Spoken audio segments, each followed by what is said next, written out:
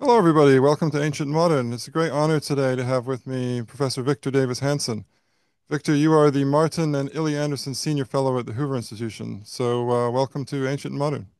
Well, thank you for having me. And you are the author of 24 books, the latest of which, I think, is The End of Everything, How Wars Yes. Descend into Annihilation. So maybe we can start there briefly. What inspired you to write that book? And yeah, what's that book about?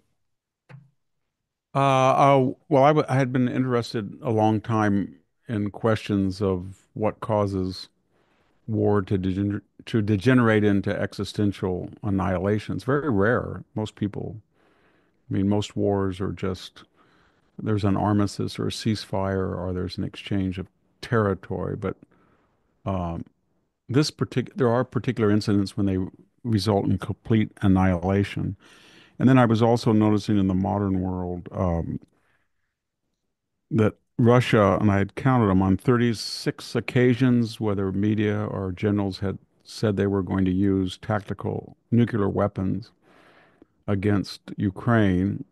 Mr. Erdogan said if Athens didn't agree to oil concessions in the Mediterranean, they were going to blanket Athens with missile attacks. And of course, there was 250,000 Armenians were ethnically cleansed from Armenia a year ago by Azerbaijani forces. And it's kind of ironic. The Chinese issued a video about what a nuclear destruction of Japan would look like. And I mentioned that in the epilogue to the book. And then the Chinese publisher, who had ordered several thousand copies of a Chinese translation, ordered me to take out that sentence or he would cancel the contract. So I didn't. So there is no Chinese translation. But the point I'm making is there's a lot of and this is before Iran. There's a lot of talk about existential annihilation. We think that we're kind of beyond that. But in the case of all these four examples, ancient Thebes, Constantinople, Carthage, Constantinople, and Tenochtitlan in the Aztec capital, I, I I didn't know what I was going to find, but at the epilogue I tried to suggest there were commonalities or themes that doom these cities. Right, so Thebes destroyed by Alexander the Great, right? And he supposedly spares the house of Pindar because he likes Pindar's poetry. Supposedly, yes. Well, let's And stick with he's the and some religious shrines as well, supposedly. right, right. Let's stick with the ancient theme now. I actually want to go back right to the beginning of your career because I think it was your dissertation that I read when I was an undergraduate, Agriculture and Warfare in Ancient Yes. Greece. And that's also in a way about annihilation or sort of a failure of annihilation because we read all these passages in Thucydides about how Archidamus at the beginning of the Peloponnesian War, the so-called Archidamian War, the first phase of the Peloponnesian War, keeps marching into Attica and he's trying to devastate the olive crop, right? And in that book, I thought it was very interesting. I never encountered something like this before. Um, you draw on your own experience as a farmer, right? In the passages where you talk about how you hook up an olive tree to a tractor and you try and tear it down, you can't do it. And the conclusion of that book is that actually it's pretty hard to destroy olive trees, right?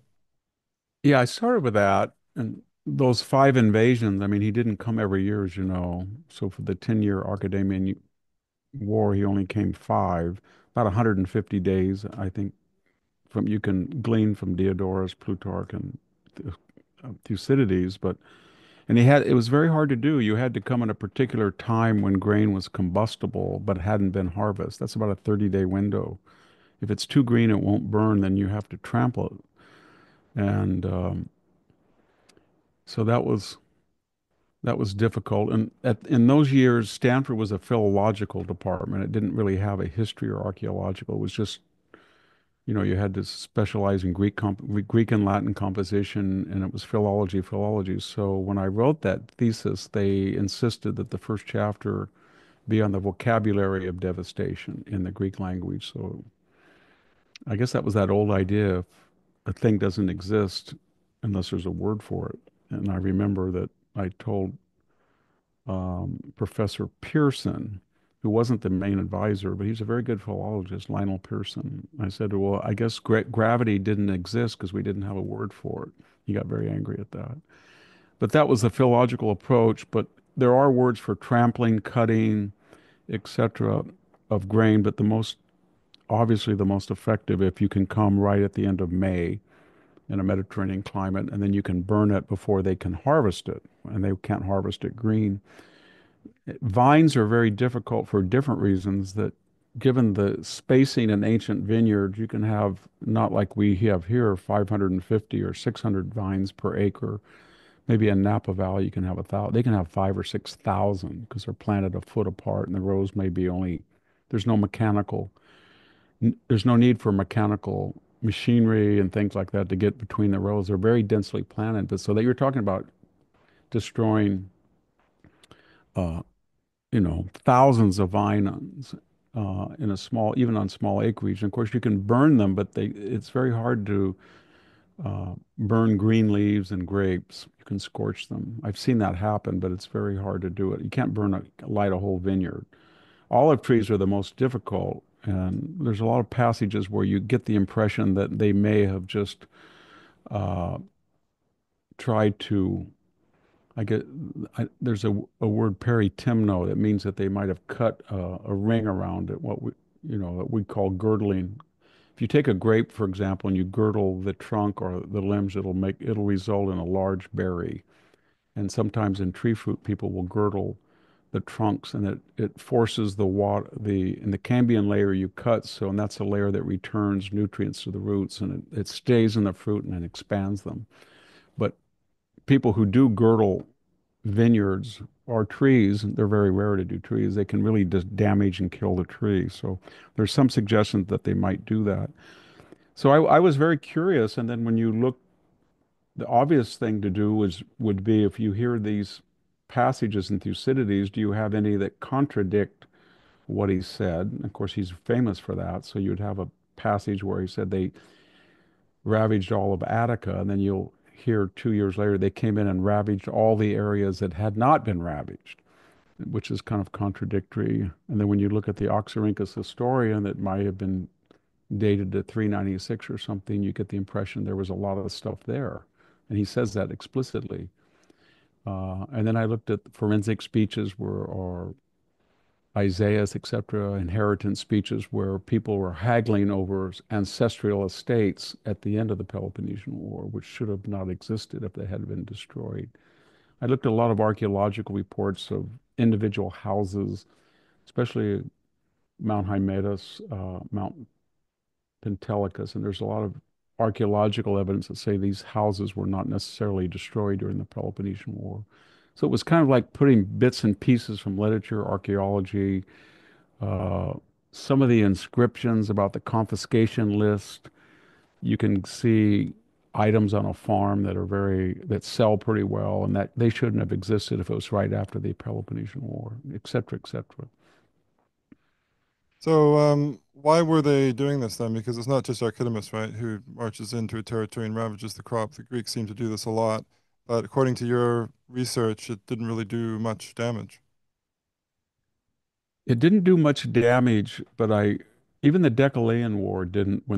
If you're going to do uh, a lot of damage, you need a permanent fort like the one at Decalia, so you can go out day after day and keep people away from the farm, so they can't harvest.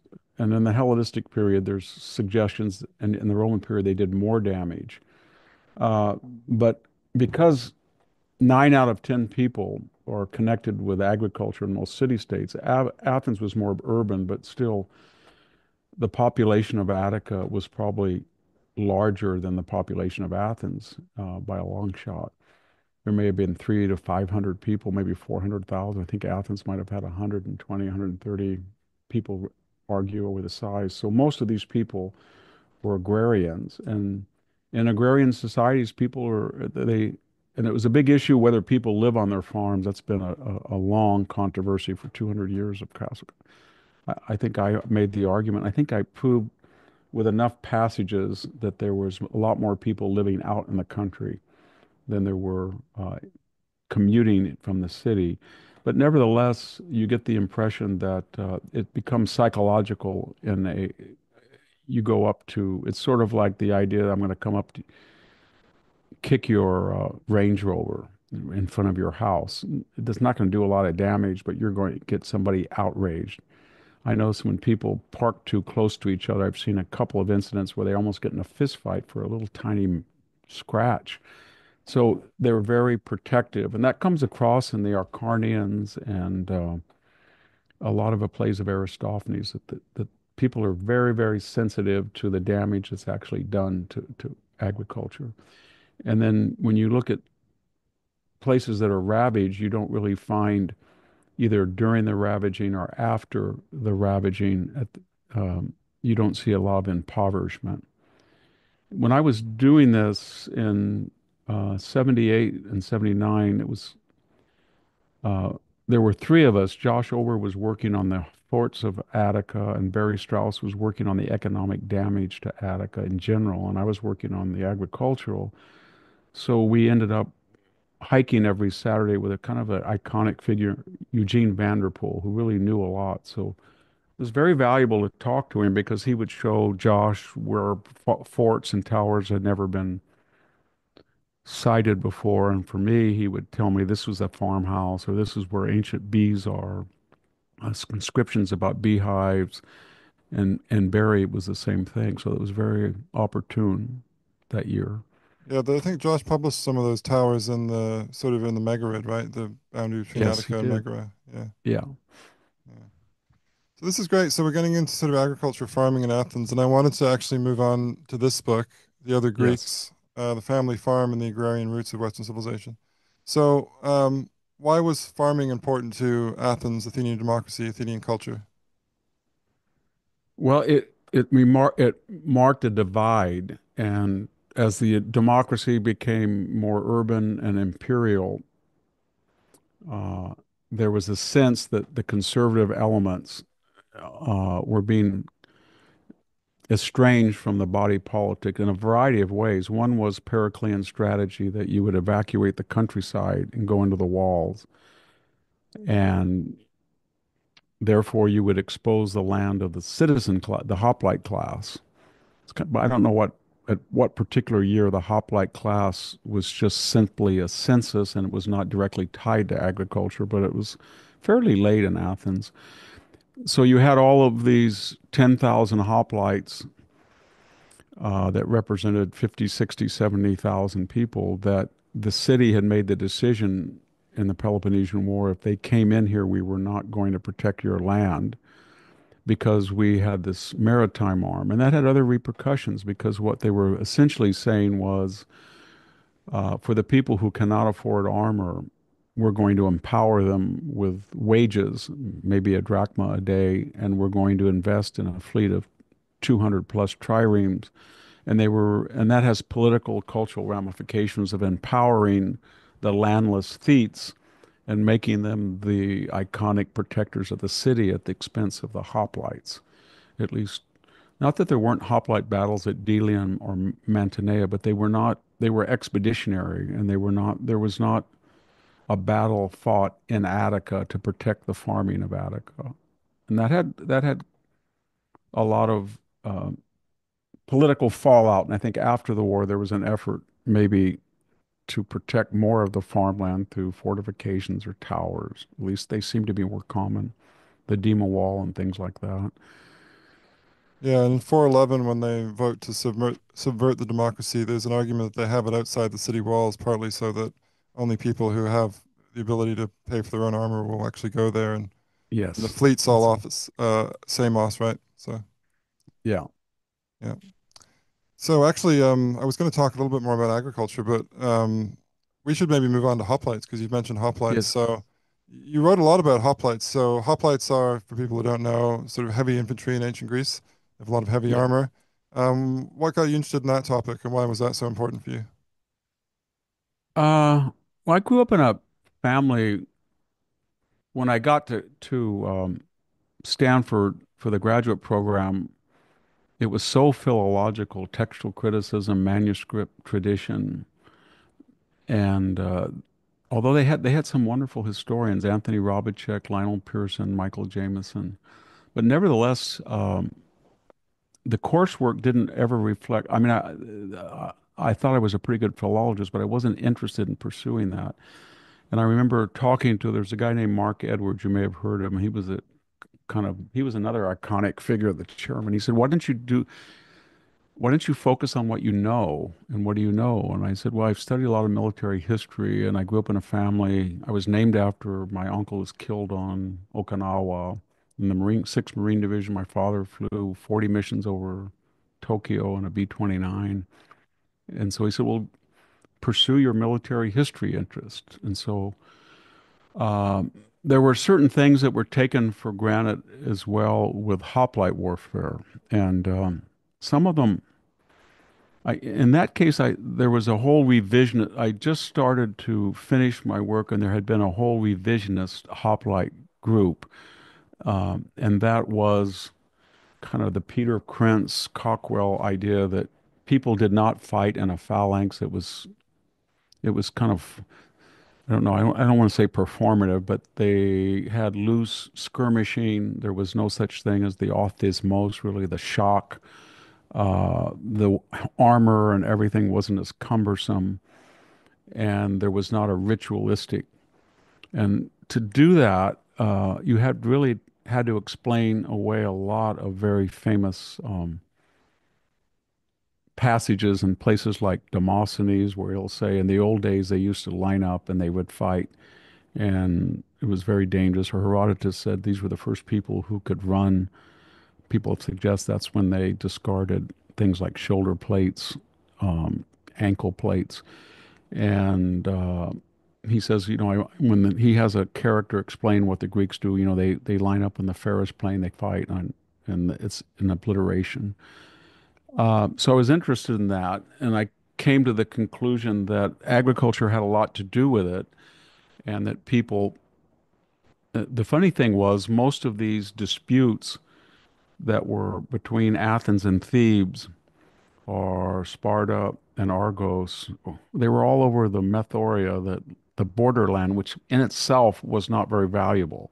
It was grazing land, mountains, and so usually one side had to invade the other to find a flat plain, and then they would line up and I probably in the first book was wrong. A lot of people in Europe have questioned whether it actually weighed 50 pounds. I had people when at Cal State, I had a good a student who was in industrial arts, and he fabricated hoplite armor. We weighed it.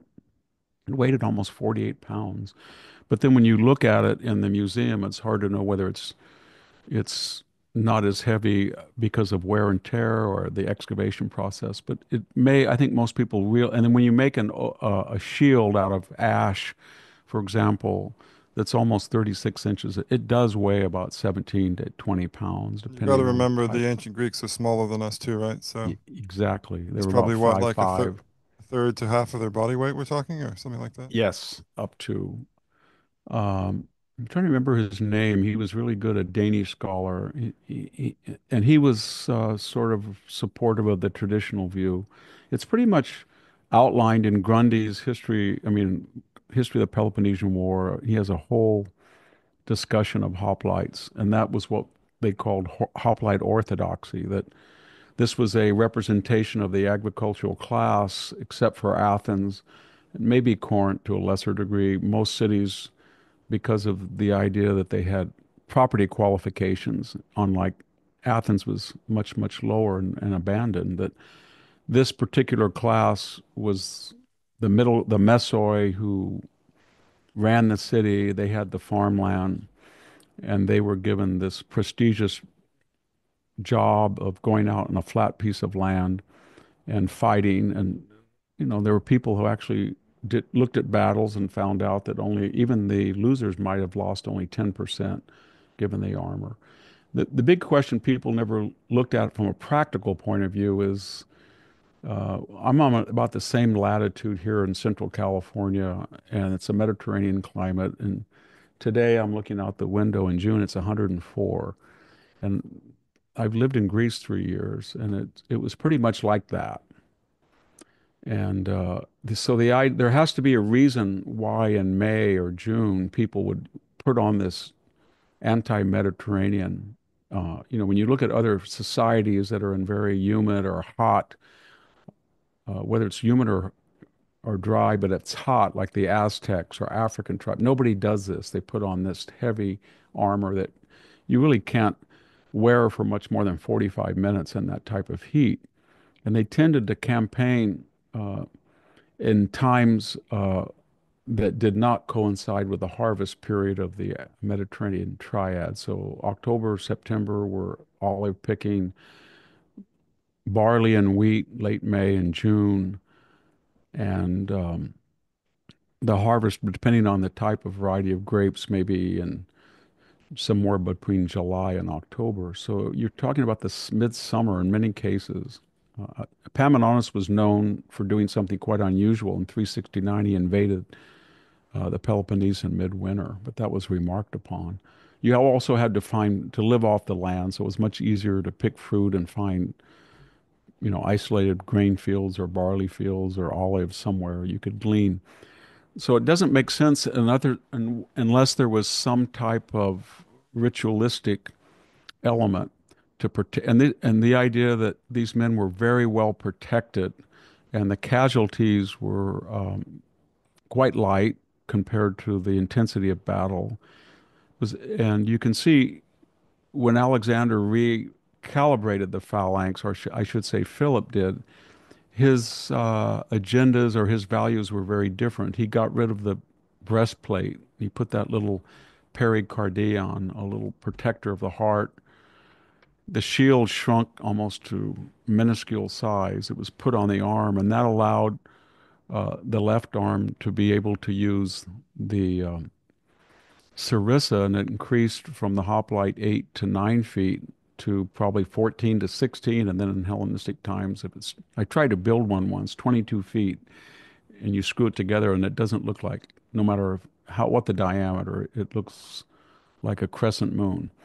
So I'm not sure that when certain people like aliens say that they were 22 feet or whatever, but in any case, you get the impression that the Macedonian phalanx was a killing machine because with the increase in the sarissa, you had five rows of killers, whereas in the old hoplite phalanx, you only had three, and that was because the spear was shorter, and the spear was shorter because you only had one hand to carry it, and you only had one hand to carry it because you had this huge shield to protect you, and you anyway had heavier armor. So you get the impression that the hoplite of the city state as a citizen soldier has responsibilities and concern for them that a hired mercenary doesn't under Philip. So part of that other Greeks book was trying to talk about the agrarian citizen ethos and how it transmogrified into military efficacy being the only arbiter of really battle. So you kind of take away all the bridles, ritualistic controls, and then you open up hoplite warfare into just killing without concern for higher purposes or whatever other extraneous purposes. You don't really care about the Macedonian mercenary soldier in the way that you have a multifunctional hoplite. Right, He's because I not going to think vote. you even Yeah. suggest in one of your books about hoplites, I think this is the Western way of war, that a hoplite battle may have served as a kind of decision-making mechanism, right? You go out into the field, you kind of have your orthismos, you're shoving, one side runs away, you set up a tropion, and that's it. Then you have this relatively low rate of fatalities, right? Yeah, you do. You do. It starts to increase a little bit in the Peloponnesian War, but even then, uh, you can start to see that this system of 250 years, I'm going back to say the evidence of Tartaeus or what you see in early red figure Corinthian painting and things. So 650 to 700 when this system starts, that it does require for its to perpetuate it certain cultural assumptions at both sides of the city state. 1,500 city states, they're kind of on the same page. But once you get into an existential war with the Peloponnesian, you start to see the much greater use of light armed troops, peltasts, cavalry, ambush, trickery, all sorts of non-hoplitic forces, the navy especially. So you do have Delium and Mantinea and things like Soligia and smaller ones, but I think there's only and then, of course on Sicily there's two major battles. But you really have lost the primacy of the hoplite. And then when you get into the fourth century, you start to reassert that because you don't really have a coalition. So there's these huge battles at Mantinea, Coronea, uh, Well, it's and interesting. it's Nemea. Yeah, sorry. It's interesting that you just acknowledged how complicated things were during the Peloponnesian War, because it's my sense that your critics have said, yes, you've made a signal contribution to understanding hoplites, that you've overemphasized hoplite battle. And this, Greek warfare is messier than that. It's more complicated. I'm thinking of the work of Hans van Wees and others. So, I mean, what do you make of that? I mean, obviously, you just acknowledged that it is a bit more complicated during the Peloponnesian War, but Yeah. is it also I kind of overemphasizing this ritualized kind of yeah, I shoving think in the I archaic might have period? done that in the first book, but the second book, I don't think people who picked up the other Greeks went there if they were military historians. But actually, half of that book is on the transformation of hoplite battle that started in the Peloponnesian War, and especially was accentuated by Philip, and because it was contrary to strict military logic, it seemed. And when they met, when the more players you had in these alliance wars, and the bigger the wars got, and you had all of these periphery concerns of logistics, campaigning, support troops, and the idea of prestige or this particular group. I mean, horses are always going to be prestigious throughout history, but the cavalry is always going to be an elite. But most of those ideas that were comprehensive about hoplites were the Western Way of War was mostly about what it was like to be in a hoplite battle. And I didn't really get in to try to prove all of the things that I had asserted. But in the other Greeks, I did try to make that case. And then, but I've noticed that critics don't usually use that book. That was a very strange book because it was written for Simon Schuster's Free Press label. Adam Bellow, the son of Saul Bellow, was the editor. So when I turned in the manuscript, he said to me, "This is not what we do here." And he thought I was going to do something like the Western Way of War, which has kind of sold a lot of copies. And he said, "This is an academic book, so you got to take out the footnotes." And then I didn't do it. So he got angry. And if you look at that book, I have citations in the text. I have footnotes at the bottom, and then I have That's right. lengthy footnotes at the The end notes back. as well. Yeah, yeah. Yeah, so it really it was really oversighted. But I've noticed, I don't know if this is self-serving to say that, but in the last 10 or 15 years, because I try to publish one or two things about the ancient world or book reviews even now, but I have uh, four podcasts a week. I'm supposed to do Fox News 3 times a week, and I write 2 columns a week. And it tends to be on the conservative side, and academics tend to be on the liberal side. So what I've noticed is uh, people are very critical, but when they go to the other Greeks, because I think it's very well cited, take, they will refer to the citations and they will say, but they will use the citations or the evidence, but then they'll say something like, this particular point is well taken, but otherwise one can't agree with Hanson or something like that. It's just a general dismissal, but not necessarily on the citations or the evidence. It's so the thing about what that book is I took we used to it was very hard to get the TLG, the Thesaurus Lingua Graeca. In those days, you had to get a CD. It wasn't online, so I applied for a grant and I got the TLG, and they had to have a special computer to read it from the Packard Foundation. You couldn't put it on anything. So we had one, and I printed out. Uh, at that time, the corpus I think was about 40 million. It wasn't up to all the Byzantine 55 million words, but it was really weird because I used all the words like aspis, um, and I even did things like uh, salpinix, the trumpet, and I did every type of equipment, every battle. I did a word search. And I would start to see very strange things that were from Scholia, in Byzantine times about an author. So if you look at that book, there's a lot of passages about farming and fighting that I haven't they weren't there before. So that was what I thought the contribution was. It was kind of a philological survey of all these sources that had not been brought into consideration. And there was a lot there, but um, Yeah. it was it's a type of book that it was very well reviewed in the major newspapers and stuff, but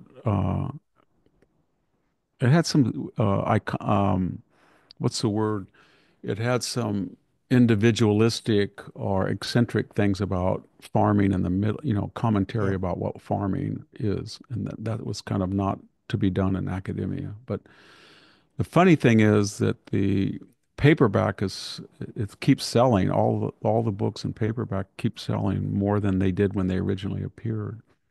So let's So go that's back kind of right to the beginning as the book does. So I just want to get back to this problem of the relationship between warfare and agriculture and yes, democracy or republicanism, whatever you want to call it, the growth of the polis. So you have the Bronze Age collapse, everything goes to hell in a handbasket. And then for whatever reason, the Greeks seem to end up with this more egalitarian distribution of land. And for you, that seems to flow into both the way that they fight their battles, this sort of hoplite revolution, and also the way that they run their city-states, which is not yet radically democratic, but it's sort of republican with a small r, right? yes. I think it's a degrees of either broad-based oligarchy or at least an oligarchy that's broader based than a tyrannos or an aristocracy. And it's the question is why at 750, 800 to 700, when we start to have the monumental poems like Hesiod and the Iliad and the Odyssey codified, and we get the reintroduction of writing with the Phoenicianized alphabet, and we start to see Robert Solaris wrote that strange book, The Ecology of the Greek, and he kind of showed that there was a population growth that these city states start to show, and they are the Dark Ages Greek, the Mycenaeans are Greek, but when this new system appears due to population growth, it's under much different terms of land tenure. There's more emphasis on agriculture. And there is some evidence, I cited some of it, that types of barley and grain species are more productive, maybe because there's primitive types of hybridization or knowledge of agriculture. There tends to be, this is the period when domesticated olives, the wild olive is very bitter, like the wild almond, but they are starting to develop grafting at this time. And the same thing true, more varieties of vineyard. And when you have some vineyard, and then they had a system that was uniquely adapted to the climate and terrain of Greece. So olives don't need much nitrogen. They'll grow up to 2,500 feet. The only problem higher is that the spring frost at higher elevations will kill the blooming period in olives. But you can really have a 10 to 15 acre piece of property that is vertically orientated on the foothills. So you have grain on the bottom, vines in the middle, and vines are always a better wine when you have a little bit of stress, a rockier soil, and a little bit of elevation. Then you had olives in time. And then there was a synchronism that it worked pretty well. They supply, olive oil, fresh olives, lubricants, soap, and then wine, raisins. You have beverage, non-perishable beverages, and then you have flour and barley soup, everything. So your diet is pretty well covered, and the harvest dates are staggered, so you don't have a problem with labor. And it was a pretty good system. And the funny thing is, when you look at the number of hoplites and the available land that's in Attica, I think it's about 1,000 square miles.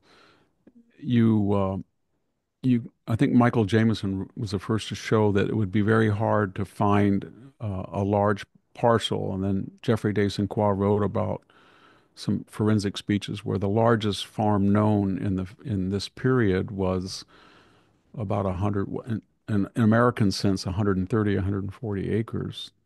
And then I discuss this in the other Greeks, and when you see town planning, they try to in colonies. It's very important because that's a new phenomenon. So you can Xerox a a paradigm that came through haphazard, piecemeal. But when you're going to a colony, you can really envision what it should be like. And almost all of the things that you see in the Chersonese, Black Sea region, Sicily, they're all pretty much 10 acres plots, and they're parceled out pretty pretty carefully. There was a Russian, Andreev, who really wrote about this in detail, and a man from the Czech Republic, Perchirka, his name was Jan Perchirka. I met him once, and so they showed that there was this egalitarian idea that spread, and it's kind of weird because as long as you had the hoplite ethos, you did not have conglomeration of land, and yet we know that Herodes Atticus probably owned all four demes of Marathon. He had huge 1,000-acre estates, and there are other implications in the Hellenistic period that land tenure was radically different. It was both bigger farms and the abandonment of what we would call the eschatia, the marginal land, which I think was one of the reasons why the hoplites, the population increased because they were able to incorporate farmland that under prior forms of agriculture, land tenure, they didn't use. But we do know that we see terraces. Uh, there's been a lot of aerial work on terraces that ancient terraces and things on marginal land. Mm. Right. So you have this egalitarian, relatively egalitarian distribution of land. You have hoplites. You have sort of polis, which are sort of republican, and then eventually you get full democracy. And as you were saying before, I think Barry Strauss has an article about trireme as the school of democracy. But as you were saying before, I mean, once you get to really radical democracy, it's not so much about the hoplites. The intersection with warfare comes in the fleet, right? But Yes. this brings us on to something else I wanted to talk about. Another one of your very enjoyable books, Carnage and Culture, has a different title in Britain, I think. But I sort of think of this, the Western Way of War is actually a book about hoplite warfare. I sort of think Yes. of this book as the Western Way of War because in it you Yes. delineate a theory of Western Way of War spanning all the way from the hoplites in Greece to Vietnam, I think is the last case. So do you want to just briefly summarize that? What is the Western Way of War for you? Yeah. That book, I tried to take an example of 10 battles and then outline what I thought the Western way of war was. And I was kind of careful, especially in the second edition, not to suggest that it was so dynamic you were going to win every battle. But the premise was that to the degree that a society was more consensual, and I understand there's periods of autocracy and totalitarianism in the West, but there is a greater likelihood that the consensuality pops up again and again. And the degree to which there's an enlightened tradition that reason will adjudicate scientific inquiry, not just religion, or the degree to which um, there's going to be uh, there's going to be emphasis on foot soldiers, and there's going to be a greater degree of freedom. There's going to be some type of give and take or audit or censors of military um, decision making. There's going to be a challenge and response that when you see a particular weapon, then you are going to respond to it in an open, free market idea, primitive though it may be. And there's not going to be a religious, nobody's going to say, don't make a lighthouse at Constantinople too big because it's going to challenge the supremacy of Allah. It just doesn't happen as frequently. And you put all of these values together, and what it does, it allows a Western army to be more flexible, to have greater logistics, and to project power. It doesn't mean they're going to win necessarily every battle, but the usual criteria that win battles: how big is your army? How well is it trained? What is the morale? What is the mission? How smart are your generals? How organized? What's the level of discipline? All of those mean that if you're a Western army, you have mechanisms to check those innate uh, values. So in other words, you can go to Tenochtitlan with 1,500 men and destroy an empire of. People have suggested the Aztecs exercised control of 4 million. Or you have no business in Zululand and you can lose at Asloanda, but you can destroy the Zulu Empire with a fraction of its size. Or you can go into, if you're Pizarro, you can go into the Incas, or you can do this and this and that to a greater degree than other systems do. Even if the whole Western paradigm is not there completely, there's elements of it. And then even today, as you see, totalitarian systems tend to be parasitical. So Chinese soldiers today look more like our soldiers. Or you talk about African armies, modern African armies, or modern the Vietnamese army. They will mimic the company, battalion, brigade, division system of the West, which is itself pretty much a modern version of cohorts, maniple, all of that from the Romans. And I'm always amazed when I see all these anti-Western parades during the Cold War in Moscow, but in Tehran or North Korea. The technology is all usurped from the West, or it's created by people who have studied in the West. And the uniforms are Western. And so it's been a paradigm that's been very influential to the degree that its enemies have emulated. And I talked about the Battle of Lepanto in Carthage and culture, and almost all the galleys were either expropriated from the Venetians or they were copied from them. The cannon were copied. And after the battle, they salvaged the cannons. They looked pretty good, but the level of metallurgy was not nearly up to specification. They decided that they weren't, Turkish cannons couldn't be used to the same degree. The cannon that destroyed Constantinople was either made, it's kind of controversial, by a Hungarian or a German. And so I was trying to talk about culture, not race, and but a lot of people. I got into a series of debate by what's his name, Jared Jared Guns Diamond. Germans. Yeah, Yeah, Jared John. Diamond. I was going to ask about that because actually he starts his Yeah. book as well with the Spanish in Peru, I think, either the Inca or the Yes. Aztecs, maybe a bit of both. Yeah. And his story is all about this sort of brute luck of geography that they just happen to be in the right place. They're Yes. in this big Eurasian continent, allow ideas to spread. What else? They had more experience of living with domestic animals, so they had germs. I mean, ultimately for him, it has to be partly a story about science as well, right? Because they developed these guns. But you know, as I say, for him, the fact that they developed these guns was partly just a matter of geographical brute Yes. luck. So Yeah. I in mean, some ways, what you're saying is similar, right? You're taking this pretty, to me, pretty obvious historical fact that at a certain point, Western armies started taking over the world, and he just, you know, he thinks it's all about geography, but you think it's more about culture, right? Or yeah. institutions? I was surprised. I did one NPR debate with him, and then I did another one by radio. But I didn't think he was going to be so reductionist. For example, I kind of challenged him. I said, well, why is North Korea different than South Korea? That famous picture of lights in South Korea Yeah, that, or Germany and East Germany, West Germany and yeah. East And, Germany. and I said the same thing. And he said, actually, that shows your ignorance. You don't know the different microclimates in North Korea. And of course, you could say that about anything. And then, The uh, microclimates probably aren't doing that work. I mean, yeah, there they're may be not small doing that. differences, but they're not going to explain the Yeah, vast it was gulf. culture, and then he actually had some racist statements. He said that when he was in New Guinea, that it was his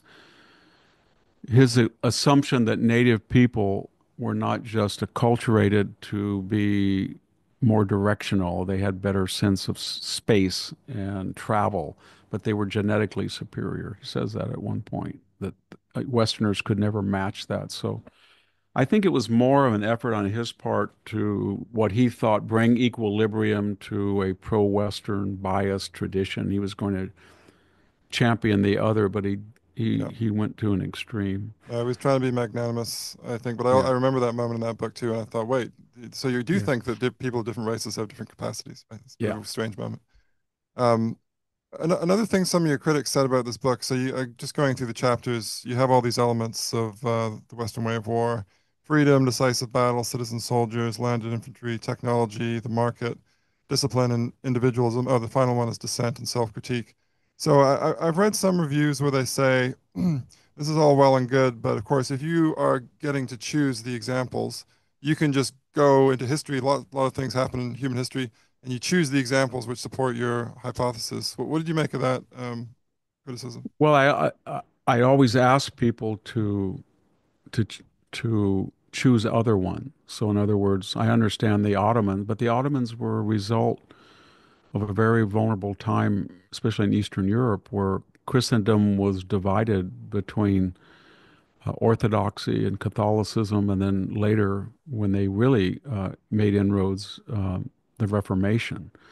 So you had this situation where you had a pan-Islamic army under the Mehmet II at Constantinople, and there's only 7,000 Westerners on the wall, and they're begging the Pope, they're begging everybody from the Black Sea, and nobody will come because there was no sense of a there was no sense of a holistic West.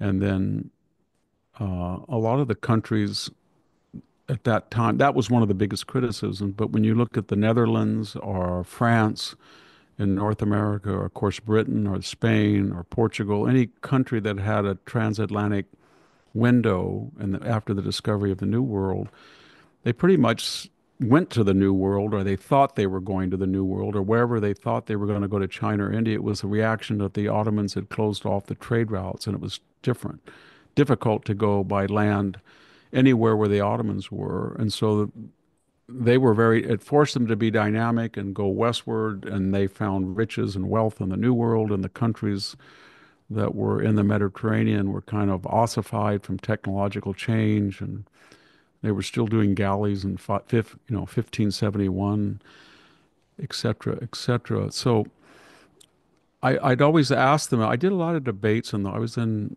uh, my 40s, and I did a lot of debates at university, especially at Ohio State, the Jeffrey Parker people. And I would always ask them, would you show me a non-Western army that is projecting power into the West and systematically defeating the West inside? And they Well, would say Gates of Vienna or something. But it can you show me the same kind of dynamism? You know, the Persians, did they conquer all of Greece inside Greece, or were the Greeks able, whether it's the Anabasis or etc. I can understand the fragmentation of the Roman Empire, but that was more of an internal problem, at least. And then the Byzantines lasted for a I mean, the thousand one years. obvious example that springs to mind is, of course, Imperial Japan. But then you have a way of describing that. You Yeah, have a way of explaining that because yeah, after the Meiji yeah, Restoration, it's yeah. effectively I Western. talked It about effectively that. adopts the Western way of war with some Yeah, caveats, right? I talked about that, and they had 275,000 after the opening up of Japan. 275,000 people studying basically nautical engineering in Britain. Then they had another 150,000 studying in in Germany. And then when Germany lost World War One, they pivoted to France. Um, and by that time, they were pretty emulative. They had mastered, all of their people had been trained in the West, and they'd not only been trained in the West, they were setting up Western style departments of engineering and things at Japanese universities. But part of the acrimony, it was a very strange relationship. There was a military historian named John Lynn. And he was at Ohio State. Excuse me, he was somewhere. I don't know where he ended up at Ohio State. Maybe he was at Illinois, I think.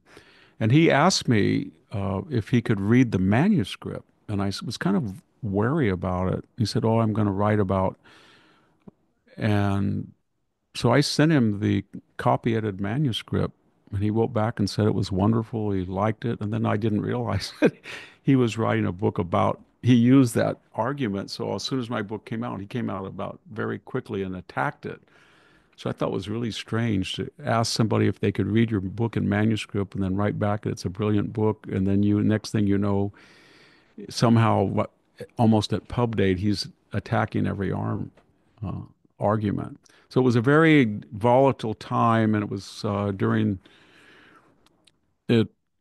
Dick Cheney held that book up and said, "We're going to win in Iraq," and that was the worst thing could have ever happened to that. It was the first day we went into Iraq, and I went to the White House. He wanted to talk about it, and then there was a series of historians that met with the president regularly. And then when that got out, because it was on the front page of the Washington Post, and then the next thing I knew, it really changed my life because people were saying raisin farmer from Selma, California, Fresno.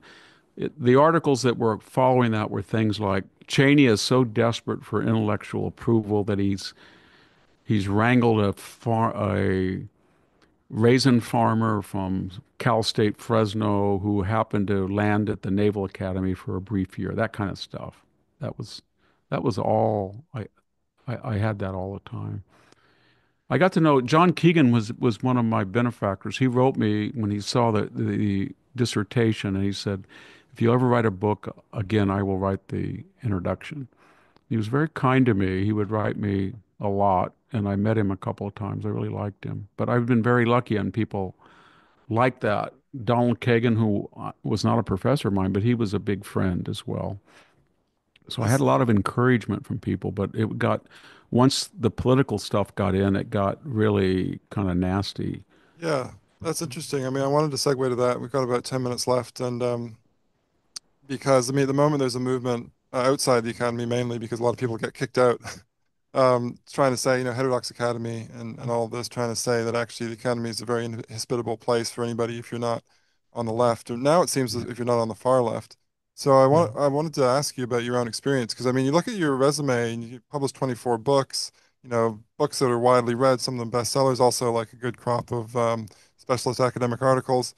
Spent your career, no offense to Cal State Fresno, but you might think you'd be somewhere fancier. Actually, there's a study where they actually look at people's citation counts and try and predict where they end up. And they find that if you're on the right politically, you end up at less prestigious places, you know, than your citation count would predict. So yeah, tell me more about that. I mean, is this always, I mean, you said your life changed at that moment. Maybe there was sort of more high profile attacks, but was it always a little bit uncomfortable being an outspoken conservative in academia? Yeah, it was. It was a little bit early before that. My thesis advisor, I had gone to Stanford, and they invited me for a visiting professorship. And they sort of overreached and wrote me offering a position. I won't get into the people involved. So I went up there, but my mother was dying of a brain tumor, so I had to postpone it for 2 years. And that 2 years, that was the Foucauldian moment. Everybody, Jack Winkler and everybody was at Foucault. So by the time I got up there, the composition of the faculty was very different. They'd hired a lot of young people, but here they'd ended up hiring somebody from Cal State. That year, I won that American Philological Teaching Award, which was really bad. It shows you're not academically serious. I was teaching 10 classes on overload, five at each semester at Cal State. I ended up being there 21 years. I started a classics department. At one point, we had six professors. So their idea was I was a teacher and a popularizer. I don't know, but then it was a very hostile climate, to tell you the truth. I mean, there was an organized effort to boycott my seminar. I would put books in the library; they were stolen, and then the chairman was very generous and would pay me for them. And then after a year, they came to me and said, "Well, we voted to hire you," but I wasn't going to stay because it was a long commute. I had three small children. I was living on a farm. I was still farming. It was kind of ridiculous even to think of it.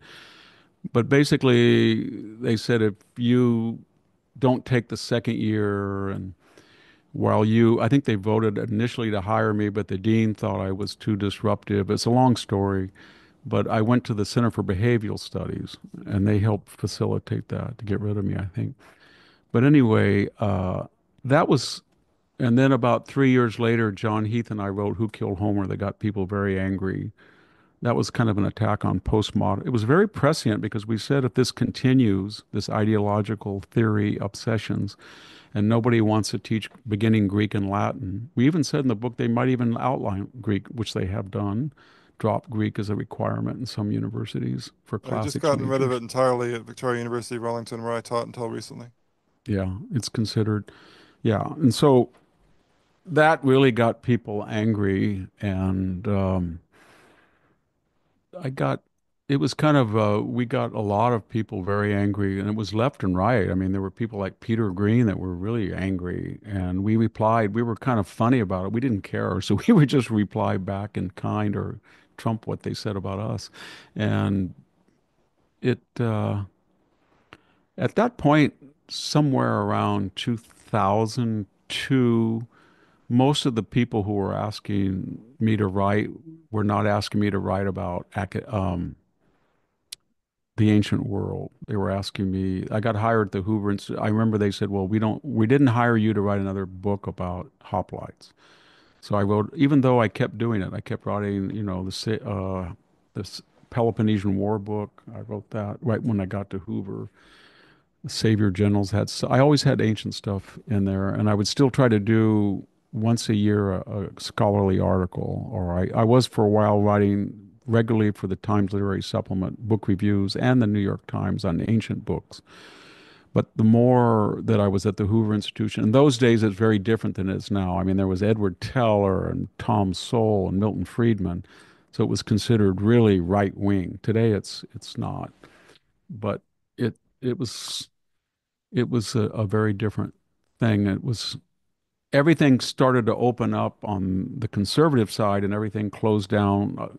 I had written two books, Fields Without Dreams and Letters to an American Farmer, and they were kind of an attack on corporate agriculture and the death of. So for a while, I was on, Talk of the Nation, and I would get a lot of agrarian writers who were very left wing that I would appear with and talk. I won the Bay Area Best Book of the Year for Fields Without Dreams, and but that didn't allow. I mean, Jane Smiley, who'd written A Thousand Acres of Knowledge, wanted to write the. She wanted to write the introduction. She wrote a big write up on me in the New Yorker. She wrote the introduction to Land Was Everything, and then after the Iraq War, she called me up in a long harangue, four-letter word harangue, and demanded that she take her name off this book that had been published 4 years earlier. So it got kind of crazy. Um, and then I did a four book. Um, I don't know if we're still here. Yep. Oh, yep. Sorry. You can still hear me? Yeah, yeah, I'm here. Yep. Oh, sorry. I did a four book with basic books, and they wanted a book on Trump. My title was How Trump Won. They said no one would read that. Case for Trump sold very well. And then I did a book on World War II, the Second World Wars. It's kind of a frenzied period in my 60s. And then I did one called The Dying Citizen and the End of Everything. So I finished four. And I don't think they were necessarily better than any of the other books, but I think they sold almost 1 million copies, the four of them. And that was, I think, because of being on television and stuff. So, but I always tried to keep doing, you know, academic things to the degree I had time to do it. And I still get a lot of letters from classicists Yep. and ask for advice. Can you help me? And usually it's, there are no jobs for me. I can't get a job. Will you be on my thesis committee, or can I get a job at Hoover or something like that? So it's not that I'm going to be able to do much, but you get the impression that a whole generation of people the last 20 years, given the job market, the esoteric nature of research, they really closed down the field like we had anticipated in Who Killed Homer. Right. Okay, so final question. Yeah. So you're a big supporter of President Trump. I haven't read The Case for Trump, but I understand this from your media appearances and your columns. So you're also a great historian of democracy. You're someone who has a lot of respect for American freedoms and the American Yeah. Constitution. Do you have no fears at all that Trump is going to undermine the Constitution rather than support it? No, because there's always checks and balances. We've never really had, we've never, put it this way, the number of executive orders that were challenged in district courts, which are the lower tier and apply all over the United States, that was something that the Republicans had tried against Biden, and Elena Kagan said this is not good. But nevertheless, there were more injunctions leveled in the first 6 months of the Trump administration against executives than 8 years of Obama and 4 years of Biden. So we have all of these checks and balances. I really don't see. I like when people ask me that question. I'd always say, well, just did they impeach him twice? Did they raid his home with a SWAT team? Did they try to take him off 25 state ballots? We've never had that happen. Did anybody ever indict a former president and future candidate because they claimed he overvalued his assets, even though the Deutsche Bank, who issued the loan, said that they didn't, and they made interest and they made a profit off it, and they'd like to loan it to him again. And then we saw what happened with Fannie Willis. We saw what happened with Jack Smith. So I don't think we've ever had 93 indictments. You could say maybe five, but so he was held to a series, a type of audit that and criticism that I don't think we've ever seen before. And I mean, you look what happened to the FBI. I've never heard that the FBI can take a laptop and hold it for a year and not tell anybody that it's genuine, while the FBI is partnering with Facebook to suppress knowledge that it is genuine, or the FBI is going after traditional Catholics or people at school board meetings. Um, you know, so I'm not. Yeah, I suppose Uh, the way I think about it, I totally agree with you that the far left has gone completely crazy, and they've gone completely crazy with respect to Trump as well. However, I still just have some concerns, especially after January the 6th. And the way that he reacted to the election loss, it just doesn't sort of bode well. And he had that joke earlier in the year. I hope it was a joke. I think he corrected it later on, where he said, "I'm going to try and run for a third term." I yeah, mean, that was I know that's a he, relatively recent amendment. That you're not allowed to do that, but I thought that was troubling. he was trolling people. He does the same thing. I discussed that all in the book, and he wasn't going to take Greenland. He didn't want Canada. He wasn't going to invade Panama. But if you look at what happened after he said all of that, Denmark gave $1 billion suddenly out of nowhere to Greenland development. They passed a law giving Greenland more autonomy. Greenland is in discussions with giving a U.S. base for their mutual benefit to protect against Chinese and Russian aggression. Panama suddenly decided, okay, we were caught. We were giving concessions to the Chinese that were against the spirit of the Panama Canal. We will sell the entrance and the exit to the canals, port facilities to BlackRock and not to the Chinese. And we will give right of first passage, as we promised, to American military ships. Canada said, yes, we have a $63 billion surplus. We'll work on it. Yes, we haven't been spending our 2%. It's a 1.37. It's the lowest of all NATO, and we shouldn't be doing that. And yes, when you closed the border, there was increased traffic in the north. We didn't do that.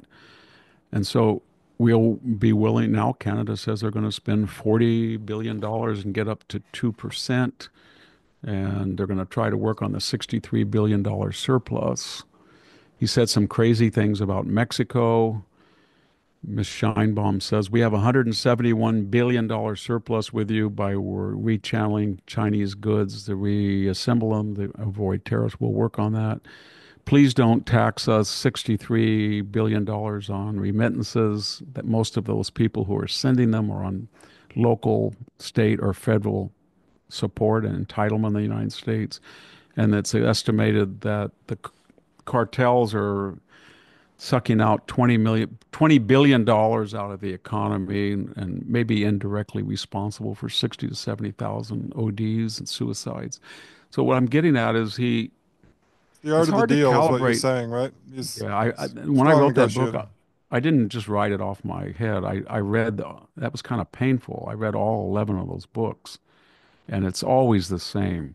You go into a room, you scream and yell, and you want 90% advantage. And then over terrible negotiations where people call each other's name, you swear. When you get down to the magic point of advantage, it's usually defined as 55%. You put your head in your hands, you say you've been taken, this is so unfair, but you agree to it. And then the magical thing that people didn't understand is that he says, and you never, ever criticize the person that you took advantage of. You praise them. You not just because you have to do business again, but you don't want to humiliate them, or you don't want to let people see what you were doing. So when Kim Jong Un, you call him Little Rocket Man, he stopped sending rockets, and then people said he's appeasing them. Or when he said, "I'm not going to call Vladimir a murderer like Biden did," they said he's a puppet. But it's the negotiating style. After he bombed Iran, it was almost immediate. Let's have a ceasefire. They call him up and say we're going to send missiles at Al Udeid base in Qatar, and he says, "Okay, as long as you don't hit anybody." Then they say, "Are you going to reply back?" He said, they had to get it out of their system. So it's a very different transactional. I haven't seen a president left or right. It's different, and that's what the book was about then. And I Are you, took the motif that he's kind of a Sophoclean person too, tragic hero. Is he had certain ways of doing things that the establishment abhorred the methodology, but when he did get results, at least till COVID. And then when you start getting results, then people feel that, well, we don't really need them anymore, and we're shocked that we ever lowered ourselves to embrace that methodology. So please, it's like right out of a John Ford movie, right off in the sunset. We don't need you anymore. And so I think that's part of the key to his personality. He wants to be liked. He wants to be a peacemaker. He loves the Europeans. They can't stand him. They hate him. And yet, had they not spent 23 nations got up to 2%, which really helped them supply Ukraine, and now they're going up to 5%. So it's just a question of, was it all worth the acrimony and hard feelings to get people to do certain things that might even in many cases be in their self-interest? Um, can I just ask, do you have any role as an advisor with Trump as you did with George W. Bush? uh, well, I have a rule for all those guys that I never write them because I think if you write them or you go to Washington, you get compromised. So, and I don't live in Palo Alto. I have an apartment at Stanford and I go up there. I try to go up there until I had some health issues once a week. But I try to stay out here. I'm talking from my farm. There's literally nobody around here who knows what I do. I mean, maybe they see me on TV or something, but I'm on the place where I was born. It's 5 generations, the same house. So I don't want to go anywhere. It's like you get contaminated, you get compromised. So I have a rule I never call those people. Do they call and tweet, text? Yes. But do I tell people that? No. Do I try to use that to get no. If somebody calls me up and says, somebody said that X tweeted you, could you help me get a job in the State Department? I usually don't get involved. Mm. But so if you're writing opinion journalism, I think the biggest corruption of opinion journalism is left and right. People are in that Washington corridor and they're married to someone, either male or female. I mean, it's either the spouse, male or female, is a political operative. One is in the media and the power couple, and then Yeah. they don't have a disinterested view. And Well, we're ending on a very Roman note now. yeah, It sounds like you want to retire to your farm and leave the yeah, herbs well, behind. Yeah. yeah, I'm already here. So I don't like the city. I don't like the East Coast. I try not to. I ended up going there 9 times this this year for various institutions, speaking and stuff. But I'm kind of cutting back on speaking and a lot of stuff. I had to write 5 books in 6 years, and it really I realized that when you're getting near, I was 66, I'm going to be 72, so it's not the same as being 45. Yeah. Well, it's been a great privilege talking to you, Victor. I could talk all day, but I'm sure you're a Thank busy you. man. You've got farming to Well, do, good. probably. Yeah, and you're in New Zealand, huh? That's right. Yeah. Yeah. Let's stop the recording now, but thanks so much.